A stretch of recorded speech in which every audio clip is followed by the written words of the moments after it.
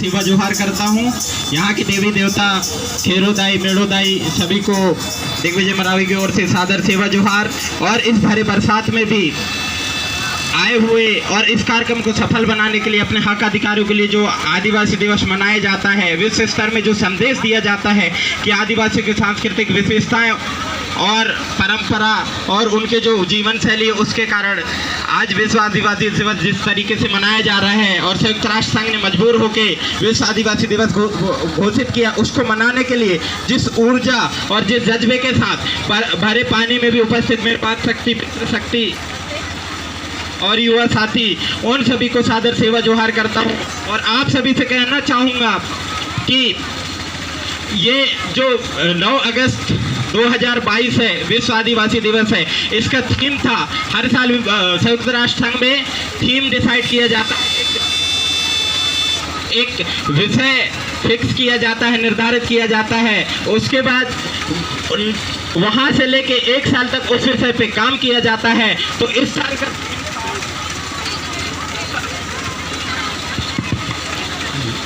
साल का जो थीम है, इस साल का थीम ये है कि सांस्कृतिक और परंपरा, जो आदिवासी की संस्कृति और परंपरा है उसको निरंतर पीढ़ी दर पीढ़ी ले जाने में मातृशक्तियों का क्या योगदान होता है, उस विषय पे 2021 में 9 अगस्त को घोषित किया गया था और 2022 में उसको सेलिब्रेट किया जा रहा है। और मैं देख रहा हूँ आज इस पावन धरती में, इस क्रांतिकारी धरती में, यहाँ हमारे भाइयों लोगों से ज़्यादा हमारी मातृशक्तियाँ दिख रही हैं। इनके लिए सबसे ज़्यादा और जोरदार ताली बजना चाहिए। साथियों, इस विश्व में बहुत सारे समुदाय हैं, बहुत सारे लोग रहते हैं, बहुत सारे परंपरा रीति रिवाज सबको मानने वाले लोग रहते हैं, परंतु आप सभी को गौरवान्वित होना चाहिए। गौरव का विषय है कि पूरे विश्व में आदिवासी ही ऐसा है जिसको संयुक्त राष्ट्र संघ ने घोषित किया है कि वो विश्व आदिवासी दिवस मनाएंगे और उनकी संस्कृति, उनकी विशेषता, उनके रीति रिवाज और उनकी जो रूढ़ी है, उनकी जो कल्चर है, उनकी जीवन शैली है, उसको संरक्षित किया जाएगा। ये पहला मौका, ये पहली ऐसी जो कम्युनिटी है जिसके बारे में संयुक्त राष्ट्र संघ ने स्वतः ही संज्ञान लिया है और फिर विश्व आदिवासी दिवस घोषित किया है। साथ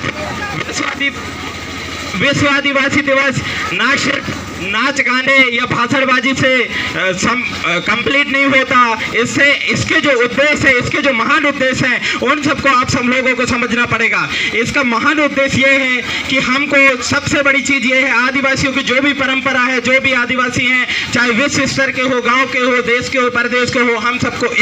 एकता और भाईचारे के साथ रहना है। और हमारे जो भी संवैधानिक अधिकार हैं, हमारी जो संस्कृति है, हमारे जो कल्चर है, हमारे रीति रिवाज है, और हमारे साथ यदि अन्याय होता है तो सब उसके खिलाफ हम लोग सामूहिक तौर पे खड़े होकर लड़ाई लड़ेंगे कि नहीं आप लोग?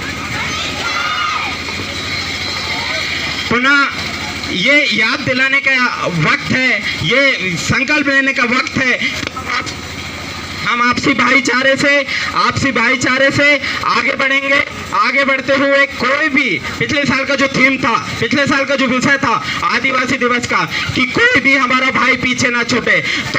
आप लोगों की ये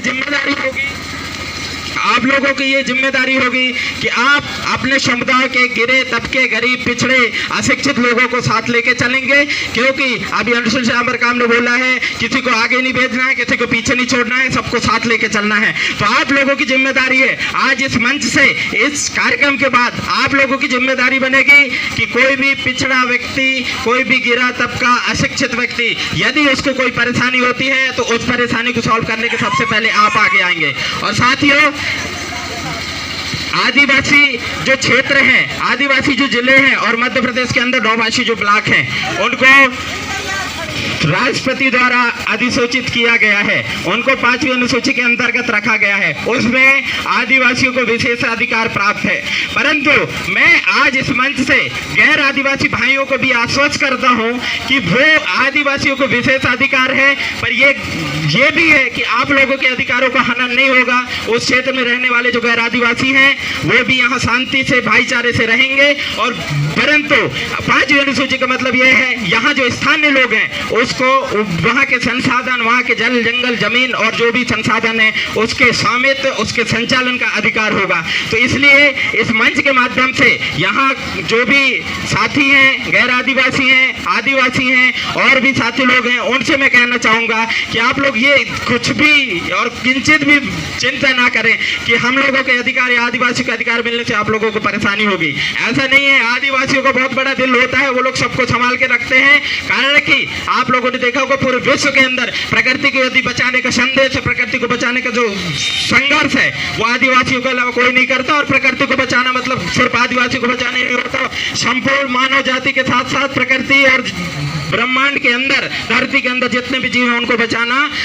के लिए जो संघर्ष करता है वो आदिवासी है। इसलिए साथियों, आप सब अपने आप में एक विशेष और विशिष्ट व्यक्ति हैं, देश दुनिया के बहुत महत्वपूर्ण व्यक्ति हैं। तो आप लोग अपने आप को कमजोर ना समझे, तो एकता भाईचारा के साथ एक दूसरे के समस्या जो है, प्रॉब्लम है, एक दूसरे के कठिनाई है, परेशानियां हैं, हाँ उनको सब लोग मिलकर सॉल्व करें। तभी इस आदिवासी दिवस की जो परंपरा है और उसको मनाने का जो उद्देश्य है इसको हम पूरा कर पाएंगे। मैं ज़्यादा वक्त नहीं लूँगा, ऐसे भी बारिश हो रही है और बारिश में आप लोगों के धैर्य और फिर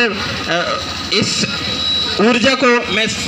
जोहार करता हूं और पुनः आप सभी लोगों को मैं एक बार आभार करता हूं। और एक साथ मैं ये नारा लगवाना चाहूंगा कि एक तीर एक कमान, सारे आदिवासी एक समान। कारण कि हम लोगों का हमेशा संदेश होता है कि आप लोग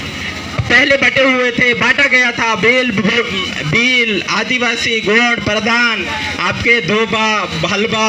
और यादव, दुनिया भर की चीजें जो थी उनको दूर होके आज हम एक मंच पे आए हैं और ये हमारी ताकत है, ये आदिवासी दिवस की ताकत है। सभी लोग एक मंच से एक आवाज में एक नारा लगाएंगे, एक तीर एक कमान, आदिवासी एक समान, एक तीर एक कमान, आदिवासी एक समान, एक तीर एक कमान, आदिवासी एक समान। एक और नारा लगाएंगे, लड़ेंगे जीतेंगे, लड़ेंगे जीतेंगे। सभी को सेवा जोहार।